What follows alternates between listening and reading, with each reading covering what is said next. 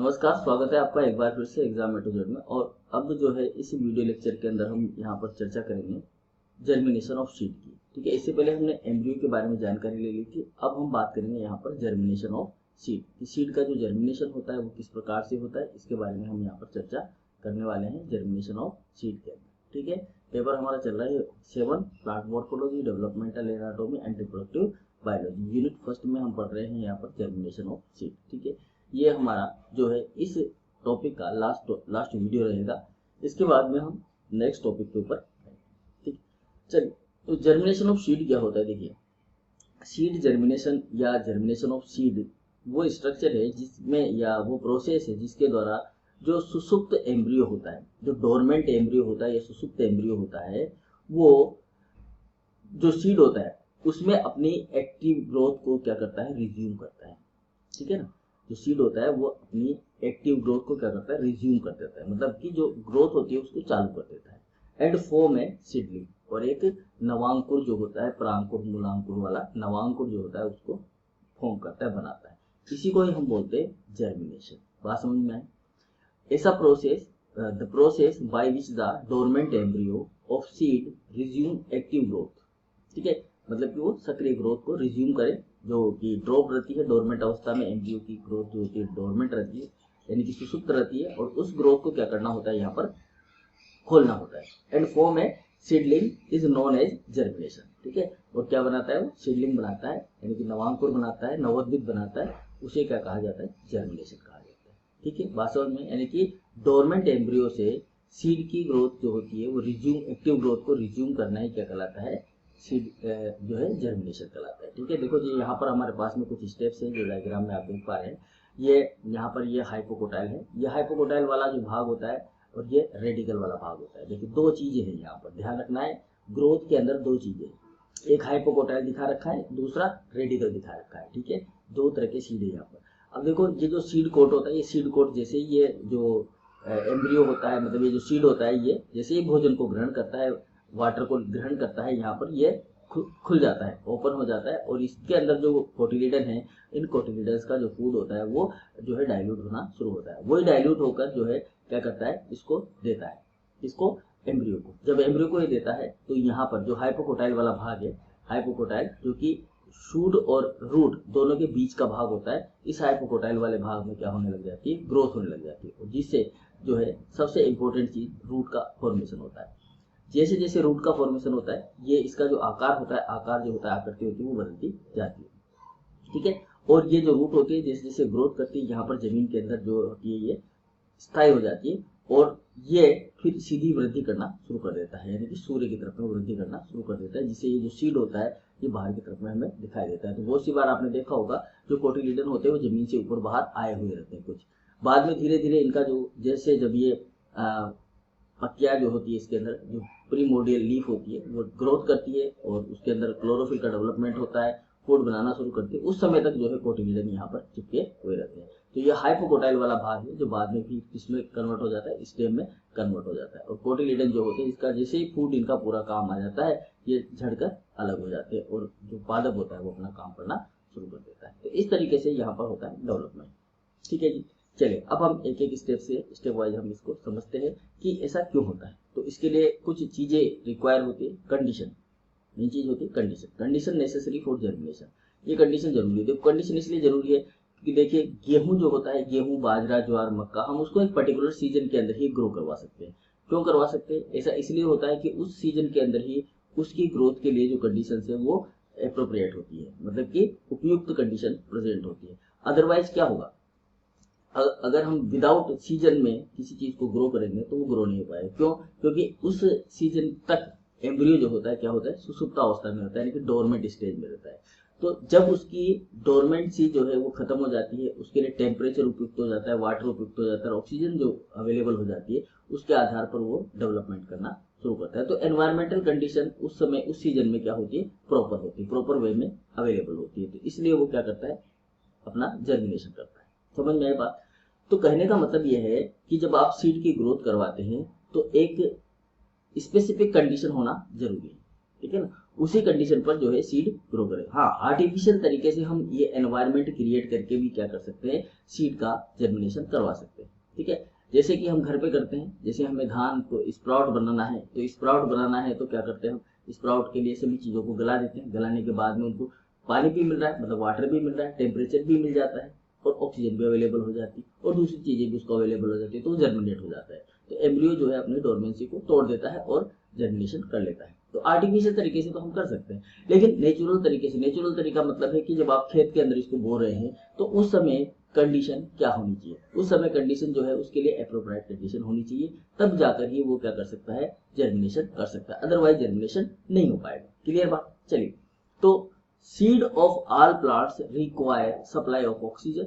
जितने भी प्लांट्स हैं उनके सीड को किसकी सप्लाई की आवश्यकता है, ऑक्सीजन की, वाटर की and favourable temperature. Temperature is important, temperature सबसे इम्पोर्टेंट है फॉर द जर्मिनेशन। ठीक है, सबसे पहले बात करें ऑक्सीजन की। ऑक्सीजन क्या है, जब जर्मिनेशन होता है, during germination embryo resume growth. जब जर्मिनेशन होता है तो एम्ब्रियो जो है ग्रोथ को रिज्यूम करता है, मतलब ग्रोथ को स्टार्ट करता है।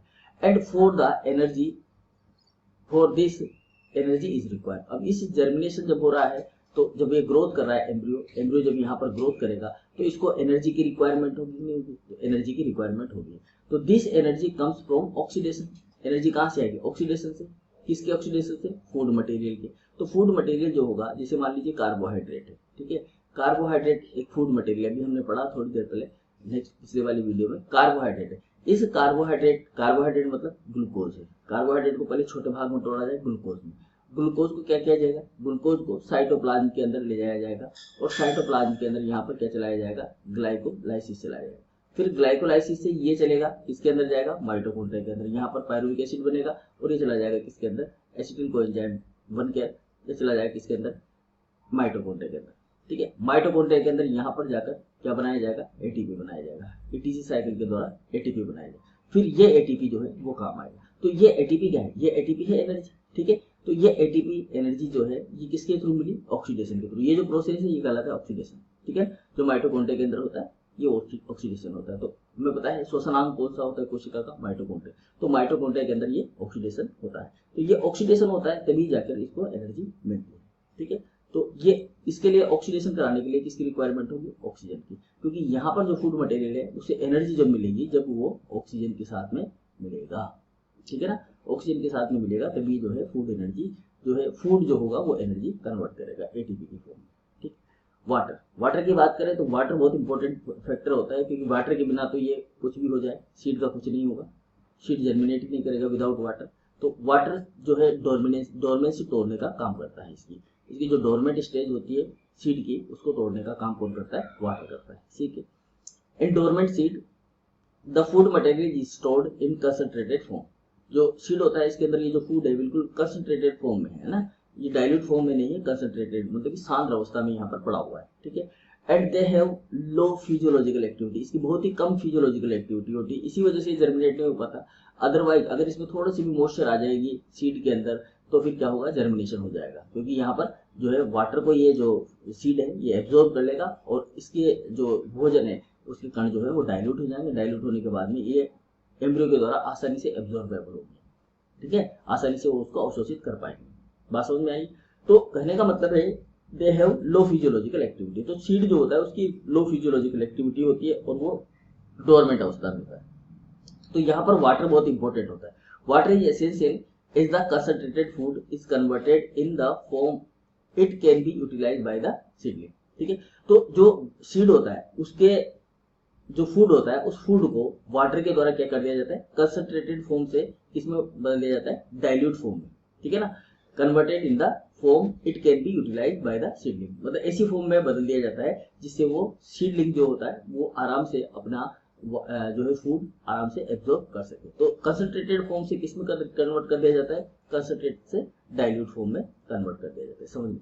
ठीक है, water also serve as a medium. Water यहाँ पर एक माध्यम का काम करता है वेयर एंजाइमेटिक रिएक्शन आकर। अब ये जब इसके अंदर वाटर की अधिकता हो जाएगी, वाटर जब इसके अंदर ज्यादा मात्रा में आ जाएगा, सीड के अंदर वाटर जो है यहाँ पर ज्यादा मात्रा में होगा तो यहाँ पर एंजाइमेटिक रिएक्शंस भी होना शुरू हो जाएंगे। तो ये फूड को क्या है छोटे छोटे भाग में तोड़ दिया जाएगा, जो कि इजी वे में जो ये सीडलिंग है ये आराम से इसको एब्जॉर्ब कर पाएगा।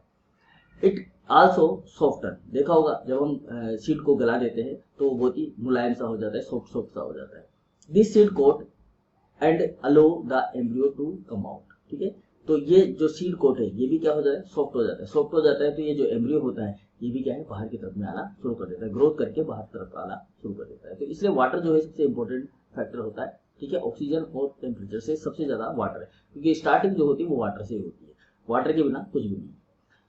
Third, temperature. टेम्परेचर जो है बहुत सारी फिजियोलॉजिकल रिएक्शन इससे होती है जो केवल पर्टिकुलर टेम्परेचर पर ही हो पाती है, तो इसके लिए उसका टेम्परेचर होना जरूरी है, ठीक है। जैसा कि हम देखते हैं अभी अभी इस समय जो है बाजरा बोया जा रहा है, तो बाजरा बोया तो जा रहा है, टेम्परेचर भी अनुकूल नहीं है, और दूसरी चीज पानी, बरसात नहीं हुई। तो पानी सबसे इंपॉर्टेंट है कि सब लोग इंतजार कर रहे हैं बारिश आएगी, बारिश आएगी, बारिश आएगी, तब हम जो है बाजरा बोएंगे, ठीक है। तो बारिश पड़ेगी, तो पहले बारिश पड़ेगी तो बारिश किस काम आएगी, वो उस सीड को डिजोल्व, उसका जो फूड मटेरियल है उसको डिजोल्व करने में काम आएगी, ठीक है। फिर हम देखेंगे कि हमारा जो टेम्परेचर है, जैसे जैसे सीडलिंग होगी तो टेम्परेचर भी धीरे धीरे थोड़ा सा क्या हो जाएगा, ठंडा हो जाएगा, कम हो जाएगा। मतलब अभी हाई टेम्परेचर है, जब बारिश गिरेगी तो एनवायरमेंट का टेम्परेचर क्या होगा, लो हो जाएगा। तो लो हो जाएगा तो वो उस सीड की जर्मिनेशन के लिए कुछ स्पेसिफिक जो है रिएक्शन करने के लिए, उसके अंदर एंजाइमेटिक रिएक्शन करने के लिए, फिजियोलॉजिकल जो रिएक्शन है उनको करने के लिए वो सीड के पास में क्या हो जाएगा, वाटर अवेलेबल हो जाएगा और टेम्परेचर भी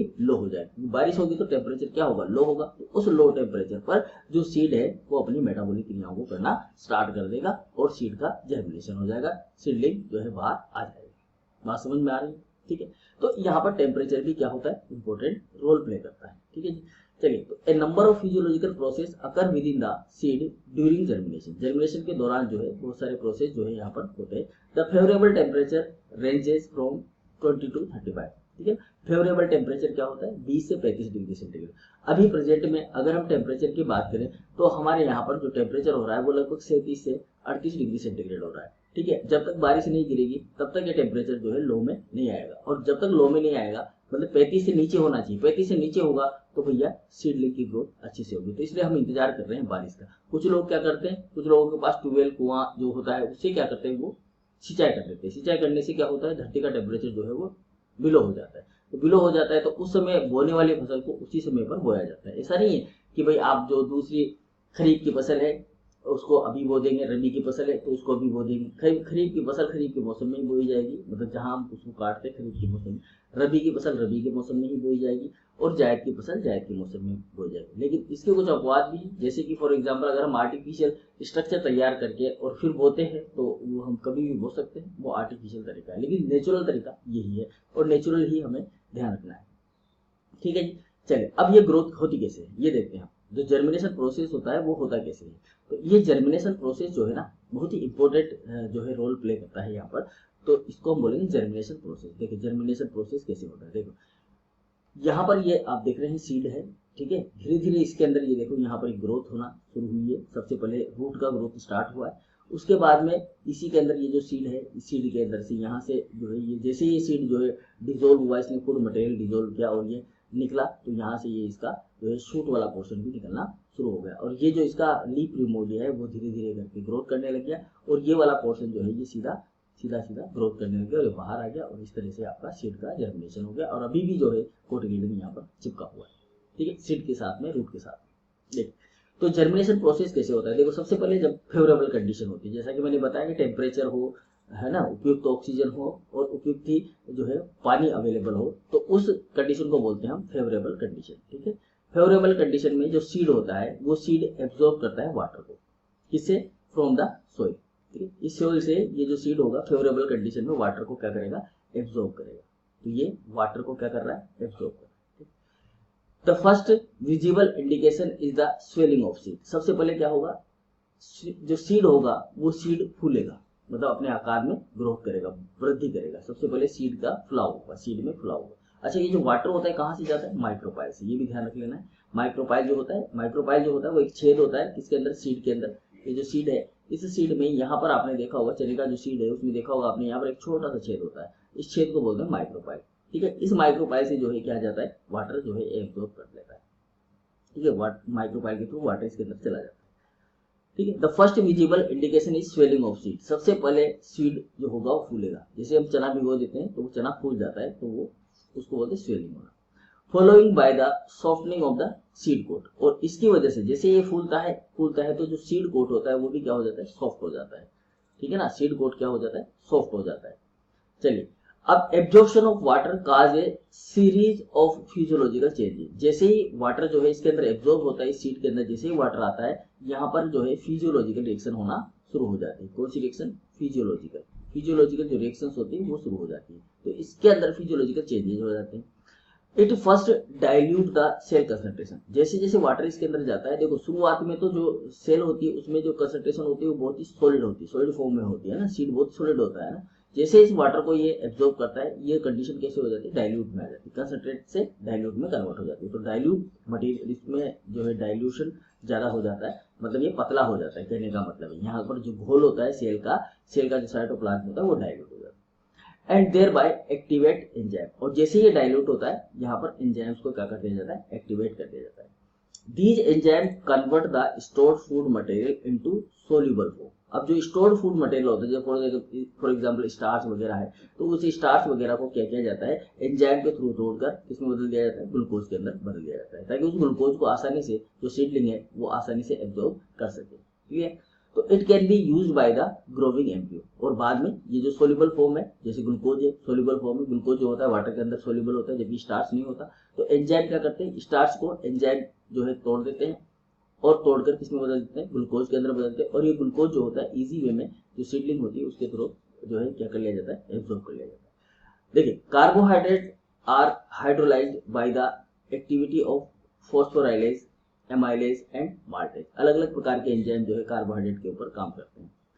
हाइड्रोलाइजेस ऑफ स्टार्च रिलीज ग्लूकोज, देखो स्टार्च का क्या होगा, हाइड्रोलाइजेशन होगा और ग्लूकोज रिलीज होगा, which is taken up by the scutellum, जो स्कूटेलम होता है उसके द्वारा उसको एब्जॉर्ब कर लिया जाएगा, और polysaccharide that are transported to growing seedling, ठीक है, ये जो ग्रोविंग सीडलिंग है इसके अंदर जो है पॉलीसेकेराइड को ट्रांसपोर्ट कर दिया जाएगा। Hemicellulose is hydrolysed to mannose and other monosaccharide, जो हेमीसेलुलोज इसके अंदर स्टोर फूड के रूप में है उसको मेनोज और अलग दूसरे प्रकार के मोनोसेकेराइड के अंदर कन्वर्ट कर दिया जाएगा, ताकि इसको आसानी से एब्जॉर्ब किया जा सके। ये सारे काम किसके अंदर हो रहा है, सीड के अंदर हो रहा है। बात समझ में आई? चलिए आगे बढ़ते हैं। देखिए, ड्यूरिंग सीड जर्मिनेशन, जब सीड का जर्मिनेशन होता है, protein is converted to amides and amino acid, जो प्रोटीन होगी वो अमाइड और अमीनो एसिड के अंदर कन्वर्ट हो जाएगी। प्रोटीन किसके अंदर, अमाइड और अमीनो एसिड के अंदर, अमाइड एंड अमाइनो एसिड के अंदर कन्वर्ट हो जाएगी, ठीक है। एसिड बाय प्रोटीनेज और पेप्टाइडेज, प्रोटीन यहाँ पर जो एंजाइम काम करेंगे वो कौन से होंगे, प्रोटीनेज एंजाइम होगा, पेप्टाइडेज एंजाइम होंगे, उनके थ्रू जो प्रोटीन है वो अमाइड और अमीनो एसिड के अंदर कन्वर्ट हो जाएगा। These smaller more soluble compound are translocated to the embryo, और ये किसमें चले जाएंगे, ये चले जाएंगे एम्ब्रियो के अंदर, इनको पहुंचा दिया जाएगा किसमें, एम्ब्रियो के अंदर, फॉर देयर यूटिलाइजेशन, और वहां पर ये यूटिलाइजेशन करेंगे, अमीनो एसिड से वो प्रोटीन का फॉर्मेशन कर लेंगे और प्रोटीन यानी कि एंजाइम्स का फॉर्मेशन कर लेंगे, और फिर आगे की अपनी ग्रोथ को जो है एनहेंस करते रहेंगे। वाई, जबकि लाइपेज जो होता है, lipase hydrolyse triglycerides to glycerol, triglyceride से किसमें बदल जाता है, ग्लिसरॉल के अंदर बदल जाता है, एंड फैटी एसिड में बदल जाता है, ठीक है। सॉरी, जो ट्राइग्लिसराइड होता है वो लाइपेज एंजाइम की उपस्थिति में, देखिए यहाँ पर बता देता हूँ, ट्राइग्लिसराइड जो होता है, ट्राइग्लिसराइड ये जो होता है लाइपेज एंजाइम की उपस्थिति में किसमें बदल जाता है, ग्लिसरॉल में, ग्लिसरॉल और फैटी एसिड के अंदर बदल जाता है, फैटी एसिड के अंदर, ठीक है। Some of the fatty acid are utilised to synthesize phospholipid, और ये जो फैटी एसिड होता है ये फॉस्फोलिपिड के अंदर फॉस्फोलिपिड को सिंथेसाइज करने में काम लिया जाता है, ठीक है।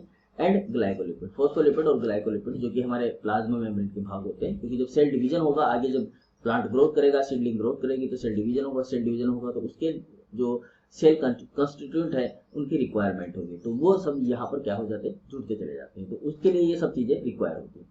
Which are require as constituent of organelle, क्या बनाते हैं, ऑर्गेनेल का कंस्टिट्यूट बनाते हैं। But most of the fatty acids are converted to sugar, ज्यादातर फैटी एसिड किसमें कन्वर्ट होता है, जो शुगर होती है उसके अंदर। Which are utilised to growth of seedling, जो कि ज्यादातर ग्रोथ में काम आता है, और दूसरी चीजों में काम नहीं आता, बल्कि में किसमें काम आता है, ग्रोथ के अंदर काम आता है ये फैटी एसिड, ठीक है। बात समझ में? चलिए आगे फिर क्या होता है इसके अंदर, देखिएगा। Cell division start in the growing part of the embryo. अब देखिए ये ग्रोविंग पार्ट है, जैसे कि रेडिकल है, यहाँ पर ये प्लूमूल है, ये ऊपर का तो प्लूमूल है और इसको हम रेडिकल मान लेते हैं यहाँ से। तो ये प्लूमूल है, प्लूमूल जो होता है सबसे पहले तो रेडिकल जो होता है वो डिवीजन करना शुरू करता है, रेडिकल, ठीक है। ये प्लूमूल है, प्लूमूल, तो सबसे पहले तो रेडिकल में डिवीजन होता है। तो रेडिकल की जो सेल होती है, जो सेल स्ट्रक्चर होती है, यहाँ पर जो सेल होती है रेडिकल की, वो सेल क्या करती है, डिवीजन करना शुरू करेंगे अपना। तो वो डिवीजन करेंगे तो एक सेल से दो सेल, दो से चार सेल, इस तरह से कन्वर्जन करते रहेंगे, ठीक है ना। एक सेल से दो सेल बनाएंगे, दो से चार सेल बनाएंगे, तो इस तरह से सेल डिवीजन होता रहेगा, ठीक है। तो जो डिवीजन होता है एम्ब्रियो में, जो ग्रोविंग एम्ब्रियो होता है उसमें रेडिकल और प्लूमूल में डिवीजन होता है। When they get food material, जब इनके अंदर फूड मटेरियल चला जाता है तब ये डिवीजन करना शुरू करते हैं। The radical is the first part of the embryo. Radical जो होता है वो पहला भाग होता है एम्ब्रियो का, जो बाहर आता है, come out to the seed coat, जो कि सीड कोट से बाहर आता है। देखा, जैसे हमने इस डायग्राम के अंदर देखा, यहाँ पर सबसे पहले कौन बाहर आ रहा है, सबसे पहले बाहर आने वाला जो पार्ट है वो कौन है, यहाँ पर ये रूट है, ठीक है ना। रूट वाला जो मतलब रेडिकल जो पार्ट है वो सबसे पहले यहाँ पर बाहर आ रहा है। ये देखिए, ये सबसे पहले बाहर आने वाला भाग है, ये सबसे पहले बाहर आने वाला भाग, बाद में ये आता है, बाद में कौन आ रहा है, शूट वाला भाग जो है वो बाहर आ रहा है, ठीक है। तो सबसे पहले कौन आता है, जो आपका जो है रेडिकल वाला पार्ट जो है वो बाहर आता है। इट इज पॉजिटिवली जियोट्रोपिक, इसको बोलते हैं जियोट्रोपिक, क्योंकि जो नीचे की तरफ में आ रहा है ना, देखो दो चीजें होती है, एक होता है फोटोट्रोपिक, एक होता है जियोट्रोपिक। फोटोट्रोपिक का मतलब है कि जो सूर्य की तरफ में ग्रोथ करता है उसको बोलते हैं पॉजिटिवली फोटोट्रोपिक, ठीक है। जो भाग पादप का सूर्य की तरफ ग्रोथ करता है उसे क्या बोलते हैं हम, पॉजिटिवली जियो फोटोट्रोपिक। ये तो होता है फोटोट्रोपिक, ठीक है। और जो नीचे की तरफ में भाग वृद्धि करता है, जो सूर्य के विपरीत यानी कि अंधेरे में, डार्क में जो ग्रोथ करता है वो कहलाता है आपका जियोट्रोपिक। क्या कहलाता है, जियोट्रोपिक। समझ में, ये तो फोटोट्रोपिक हो गया और ये जियोट्रोपिक हो गया। तो and soon grow toward the soil regardless of its initial orientation. देखो यहाँ पर डायग्राम में थोड़ा सा समझेंगे इस चीज को। देखो यहाँ पर क्या है, देखो यहाँ से जो है दो सीड, दो छोटी छोटी सी जो है रूट्स यहाँ से निकलना शुरू होती है, लेकिन ये ऊपर की तरफ नहीं जाती है, ये ऊपर की तरफ नहीं जाती, इनकी प्रकृति ऐसी होती है कि ये नीचे की तरफ में ग्रो करती है। देखो यहाँ नीचे की तरफ में ग्रो कर रही है, धरती की तरफ में ग्रो करना शुरू करती है। तो ये जो रूट वाला जो पोर्शन होता है ना, ये पॉजिटिवली जियोट्रोपिक होता है, ठीक है, और नेगेटिवली फोटोट्रोपिक होता है। तो ये नीचे की तरफ में ही ग्रो करने की कोशिश करता है। समझ में आया, चलिए। With the exception of embryo the seed coat rupture, ठीक है। जैसे ही जो एम्ब्रियो है वो एक्सपेंड होता है, एक्सपेंड होता है एम्ब्रियो, जैसे ही ग्रोथ करता है, बढ़ोतरी करता है अपने शरीर में, अपने आकार में, जैसे ही वो बढ़ोतरी करता है तो जो सीड कोट होता है रप्चर हो जाता है। At the plumule laying between cotyledon, और जो प्लूमूल होता है वो जो कोटिलिडन के बीच में प्लेस्ड होता है। प्लूमूल, जैसा कि हमने सीड के स्ट्रक्चर में देखा था, यहाँ पर ये जो प्लूमूल होता है ये इसके अंदर कोटिलिडन के अंदर जो है यहाँ पर प्लेस्ड होता है, इस तरह से, है ना, इस तरह से प्लेस्ड होता है यहाँ पर, ये प्लूमूल वाला पोर्शन है। तो जैसे ही ये जो सीड कोट जो है जैसे नॉर्मल होता है, एक्सपेंड होता है एम्ब्रियो, एम्ब्रियो अपनी ग्रोथ करना शुरू करता है, तो सीड कोट तो हो जाता है रप्चर। जिसके ऊपर बाहर की तरफ में जो सीड कोट लगा होता है वो तो क्या हो जाता है, रप्चर हो जाता है, टूट जाता है, फट जाता है। और जो एम्ब्रियो होता है, एम्ब्रियो जो होता है वो प्लूमूल में ग्रोथ होती है, ठीक है, प्लूमूल में ग्रोथ होती है। तो यहाँ से ये प्लूमूल से ये जो है ग्रोथ करता हुआ आगे की तरफ में बढ़ता है, इस तरह से एक्सपेंड होता है, और एक्सपेंड होता हुआ कोटिलिडन को तोड़ता हुआ कोटिलिडन के बीच में से बाहर आ जाता है, और क्या बना लेता है, शूट बना लेता है, बाहर आ जाता है और शूट बना लेता है। तो इस तरह से इसके अंदर ग्रोथ होती है। चलिए आगे और देखते हैं इसी चीज को। तो जो ग्रोथ होती है यहाँ पर प्लांट के अंदर वो दो तरह की होती है, ठीक है। जो ग्रोथ होती है प्लांट में वो कितने प्रकार की होती है, दो प्रकार की होती है। कौन कौन सी होती है, एक होती है एपीजियल और एक होती है हाइपोजियल ग्रोथ, ठीक है। तो ग्रोथ इन एम्ब्रियो, क्वेश्चन क्या आएगा हमारा, what is the growth in embryo, ठीक है, define the growth in embryo, growth in embryo बताइए, ठीक है। तो ये आपको बताना है एपीजियल जर्मिनेशन और जो है हाइपोजियल जर्मिनेशन। या ग्रोथ ना पूछे कि पूछ ले आपसे कि एम्ब्रियो में जर्मिनेशन कितने प्रकार से होता है, तो दो प्रकार से होता है, हाइपोजियल और एपीजियल, ठीक है। तो देखो हाइपोजियल और एपीजियल जर्मिनेशन क्या होता है, इसके बारे में हम यहाँ पर चर्चा करेंगे। तो ये हमारा जो है यहाँ पर नेक्स्ट टॉपिक है, हालांकि पर हमने इसी के अंदर ही जो है इंक्लूड कर दिया है, ठीक है, या फिर हम इसको नेक्स्ट वीडियो में बताएं। चलिए इसी के अंदर बता देते हैं, वरना फिर वो दूसरा वीडियो जो है बहुत छोटा बनेगा। तो इसी के अंदर हम बात कर रहे हैं यहाँ पर एपीजियल जर्मिनेशन की। तो एपीजियल जर्मिनेशन जो है सीड के अंदर, सीड के अंदर with epigeal germination the cotyledons are brought above the ground due to the elongation of the hypocotyl. जो हाइपोकोटाइल होता है उसकी ग्रोथ के कारण जो कोटिलिडन होते हैं उन कोटिलिडन से जो कोटिलिडन होता है वो बाहर की तरफ में आ जाता है। जो कोटिलिडन है यहाँ से निकल कर कहाँ आ जाता है, बाहर की तरफ में आ जाता है, ऊपर की तरफ में आ जाता है। ठीक है, brought above the ground, ground से बाहर निकल जाता है। ठीक है, क्योंकि देखो जब सीड को हम, ये जो जमीन होती है जमीन के अंदर, सीड को हम जमीन के अंदर बोलते हैं, लेकिन जैसे जैसे ये ग्रोथ करता है तो ये जो कोटिलिडन होता है ये जैसे जैसे हाइपोकोटाइल यहाँ पर ग्रोथ करता है उसके हिसाब से ये बाहर की तरफ में आना शुरू कर देता है इस तरीके से। ठीक है ना, समझ में आ रहा है। और यहाँ आ जाता है, ये इस तरीके से आ जाता है, इस तरीके से खड़ा हो जाता है। तो ये जो सीड वाला जो भाग है, कोटिलिडन वाला भाग है, ये अंदर से बाहर की तरफ में आता है, इसको बोलते हैं hypogeal, sorry epigeal. In cotton, papaya, onion and castor flat green leaf like cotyledons can be seen in the young seedling. जो यंग सीडलिंग होते हैं उसके अंदर आप ग्रीन ग्रीन से जो है कोटिलिडन को देख सकते हैं। कभी कभी जब हम बोते हैं या आपने देखा होगा खेत के अंदर तो वहां हमें दिख जाता है। Here the cotyledons beside food storage also perform photosynthesis. देखो इनके पास में फूड स्टोरेज तो होता है, लेकिन फूड स्टोरेज के साथ साथ ये क्या करते हैं, फोटोसिंथेसिस को भी परफॉर्म करते हैं, फोटोसिंथेसिस भी करते हैं। जब तक करते रहते हैं जब तक कि सीडलिंग जो होता है इंडिपेंडेंट नहीं हो जाता, खुद से फोटोसिंथेसिस करना शुरू नहीं करता, तब तक ये फोटोसिंथेसिस भी करते हैं कुछ बीजों में, क्योंकि ग्रीन कलर के होते हैं, कभी कभी ग्रीन कलर के होते हैं, या फिर ये फूड स्टोरेज को ही प्रोवाइड करवाते हैं। जो स्टोरेज फूड है उसी को ही सीडलिंग को प्रोवाइड करवाते हैं। तो till the seedling become independent, जब तक ये सीडलिंग जो है इंडिपेंडेंट नहीं हो जाता तब तक ये क्या करते हैं, फोटोसिंथेसिस भी करते हैं। इन सम अदर प्लांट, कुछ प्लांट में जैसे कि टेमेरिंड है एंड बीन है, the cotyledon being thick, cotyledon मोटे होते हैं तो do not become leaf like, तो ये इनको लीफ जैसे बनने की जरूरत नहीं होती। दे श्राइव एंड फॉलो, ये बाद में क्या हो जाते हैं, अपने आप ही गिर जाते हैं।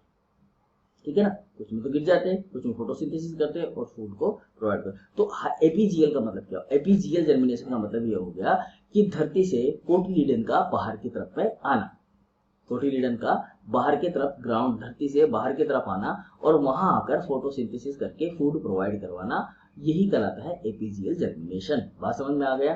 ठीक है, चलिए तो ये हो गया एपीजियल। अब बात कर लेते हैं हाइपोजियल जर्मिनेशन की। हाइपोजियल जर्मिनेशन क्या होता है, देखिए हाइपोजियल का मतलब होता है धरती के अंदर, जर्मिनेशन के अंदर, धरती के अंदर ही हो, वो सीड कोटिलिडन जो है बाहर ना आए, वो धरती के अंदर ही जर्मिनेट हो और केवल क्या हो, उसके अंदर जो शूट है उसका ही फॉर्मेशन हो, नीचे से जमीन से बाहर ना आकर, सीड कोट बाहर नहीं आए और विदाउट सीड कोट, मतलब विदाउट जो कोटिलिडन है उसके ही वो जमीन के अंदर ही पड़ा रहे और वहीं से ही ग्रोथ को जो है एनहेंस करता रहे, तो इसी कहेंगे हम हाइपोजियल जर्मिनेशन। क्लियर बात।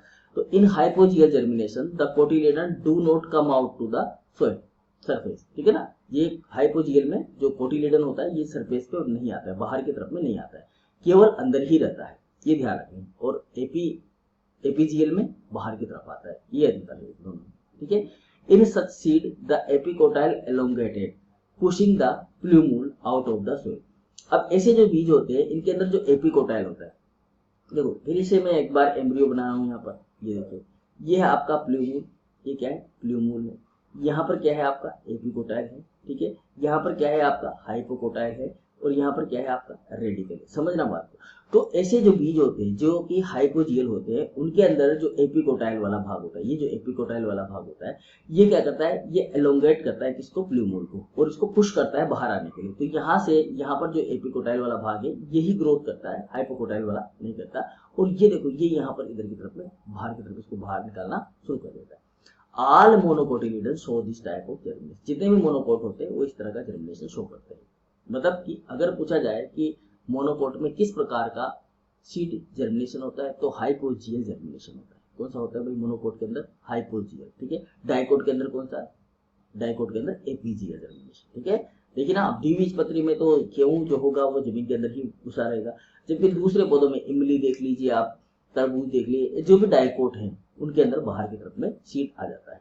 ठीक है, the radicle and plumule come out by the piercing of coleoptile and coleorhiza respectively. देखो जो प्लूमूल होता है, जो रेडिकल होता है, रेडिकल और plumule come out by the piercing the coleoptile and coleorhiza respectively. मतलब कि ये कोलियोप्टाइल की फॉर्म में यहाँ पर बाहर निकलता है और नीचे की तरफ में कोलियोराइजा के रूप में बाहर निकलता है।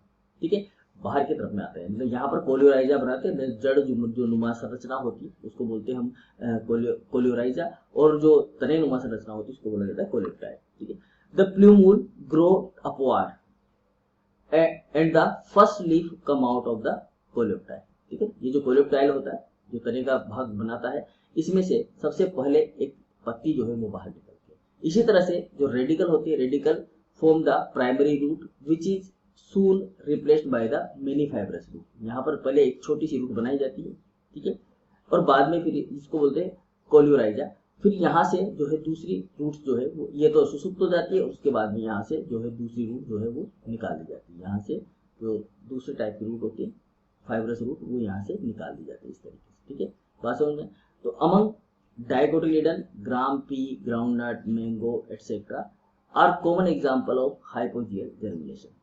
ठीक है, देखो ऐसा नहीं है, ज्यादातर ये किसमें पाया जाता है, मोनोकोटिलेडन में पाया जाता है। ये देखना, मोनोकोटिलेडन में पाया जाता है, लेकिन उसके अलावा जो डाइकोटिलेडन जैसे चना है, पी है, ग्राउंडनट है, मूंगफली, मैंगो है, ठीक है, ये इनके अंदर भी क्या पाया जाता है, हाइपोजियल जर्मिनेशन पाया जाता है। ठीक है, तो डाइकोटिलेडन के अंदर एपीजियल पाया जाता है, मोनोकोटिलेडन के अंदर हाइपोजियल पाया जाता है। लेकिन कुछ उदाहरण है हमारे पास में डाइकोटिलेडन के, जैसे चना है, चना डाइकोटिलेडन होता है, पी जो होती है डाइकोटिलेडन होती है।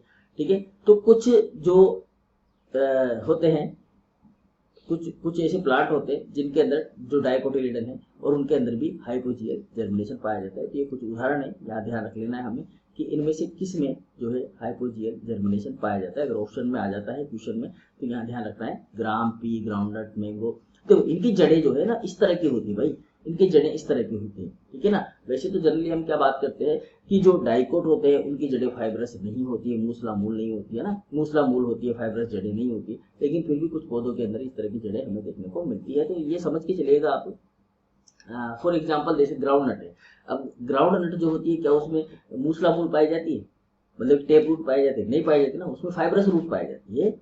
जो ग्राउंड नट होती है उसमें फाइब्रस रूट पाई जाती है, और उस फाइब्रस रूट जो होती है, उस फाइब्रस रूट के वहां पर जो इसका जो फीमेल पार्ट होता है वो ऐसे नीचे लटक जाता है, और यहाँ पर जाकर वो क्या करता है, मूंगफली को जो होती है ग्राउंड नट है उसको उगाता है इस तरह से। ठीक है, तो ये जो है मूंगफली जो होती है वो हाइपोजियल जो है लगती है, और हाइपोजियल लगने, यहाँ जो सीड लगता है वो नीचे लगता है, और वो नीचे लगता है कहाँ से लगता है, इसकी जो वर्तिका होती है, इसके फ्लावर की जो वर्तिका होती है मूंगफली के अंदर। चलिए आपको मैं बता देता हूँ, समझा देता हूँ।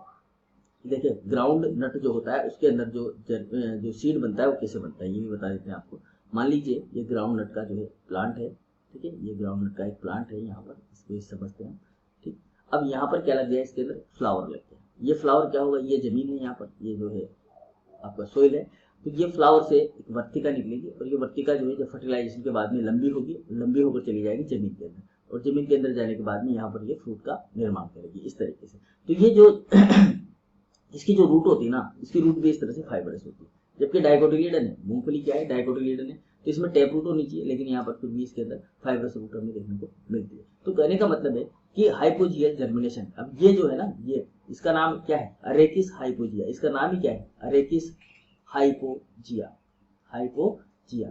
तो अरेकिस हाइपोजिया का मतलब है यहाँ जो फ्रूट होता है ना वो तने पर ना लगकर कहाँ पर लगता है, जमीन पर लगता है। ठीक है, क्यों, क्योंकि ये इसका जो फ्रूट होता है ना वो नेगेटिवली फोटोट्रॉपिक होता है। नेगेटिवली क्या होता है, फोटोट्रॉपिक, और पॉजिटिवली क्या होता है, जियोट्रॉपिक होता है। इसलिए जो मूंगफली होती है अरेकिस हाइपोजिया, उसमें जो फ्रूट होता है वो जमीन के अंदर लगता है, इसी का कारण है। जबकि फ्रूट बनता कहाँ से, इसकी वर्तिका से। भाई जमीन के अंदर, जड़ों के अंदर कोई दाना नहीं बनता है, जड़ों के अंदर कोई फली नहीं बनती, ये ध्यान रखो आप। फली तो किससे बनेगी, जब फर्टिलाइजेशन होगा उसी से बनेगी ना।